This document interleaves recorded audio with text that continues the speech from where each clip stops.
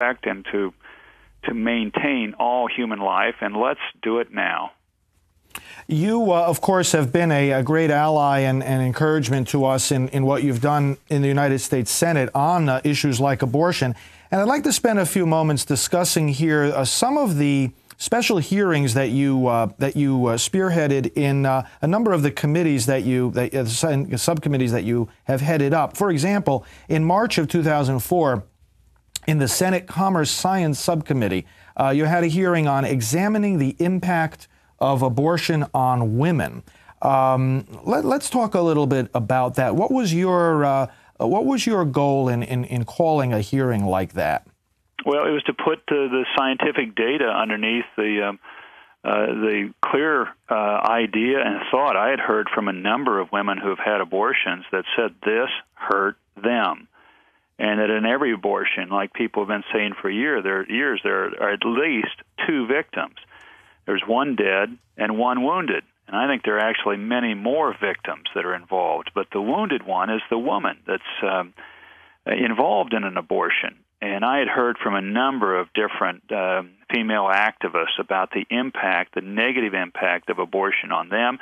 And we had new scientific data that was coming out. And this issue hadn't been examined in public hearings for many years at the federal level. And so we brought forward some of the lead scientists in the country, female scientists who had been studying this issue, and were citing all of the problems that women face when they go through an abortion.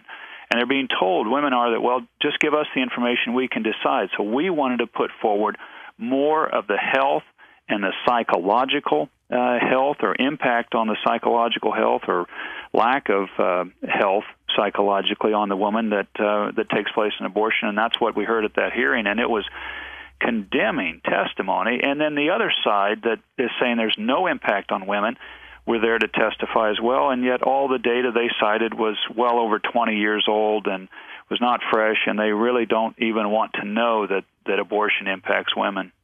You know, Senator, we encouraged the Women of the Silent No More Awareness campaign, because we had just established the campaign in January 2003, and just a year later, you had that hearing. And I can tell you from the women that I speak to all the time, they were so encouraged to see that someone was finally listening to them, because that's what we feel we have to do with the campaign. We have to stand out on those streets and give their testimonies, I regret my abortion, because the media won't cover it, because no one is paying attention to the impact on them. So we saw that as a hopeful sign that you had that hearing. Well, it was because of my meetings with them and some of the books that have been written. And I tell you, women that have had abortions and will come forward and talk about the impact on them are powerful testifiers. When I was in South Dakota for the banning of abortion referendum, it didn't, but I'm hopeful a variation of it can pass in the future. The most effective telephone lines, working the phone lines in South Dakota, were women who had had abortions, who had traveled from all over the country to South Dakota to talk with other people about what happens. And they would get people on the line who were against banning abortion in South Dakota, and then tell them, here's what the impact of the abortion was on me. And they would flip them 3/4 of the time. Mm-hmm. Powerful testimony. It certainly is. Another one of the committee hearings that you held was in June of 2005, the Senate Judiciary Constitution Subcommittee. It was a hearing on the consequences of Roe v. Wade and Doe v. Bolton. What did that hearing reveal? Well, it revealed two things. We had both Roe and Doe there, Sandra Cano and Norma McCorvey, there to testify, and both testified to the lies that are the basis of their lawsuits. They're saying that they were lies, that the cases were built on. These two pillar cases that abortion is built on in America are built on lies. Number one. Number two, and this really troubles me. The whole thing does, but we are now aborting 80 to 90% of the children that are diagnosed as Down syndrome in utero. They get the diagnosis. The system then really pushes that this child be aborted, and we are committing a genocide with Down syndrome children. We're doing it with cystic fibrosis children. We're going to be able to genetic test more children in utero in the future. And this is horrific. This is the impact of Roe and Doe, is you get the genocide of certain classes of children, amongst other impacts, but you get the genocide of classes of children simply because of their genetic test, which many times are wrong to boot. It's awful. It is really despicable. Well, we're really grateful that you had these hearings. One of your sentences in your introductory remarks was this. To put it simply, you said, Roe was a mistake, a very, very costly one. It was.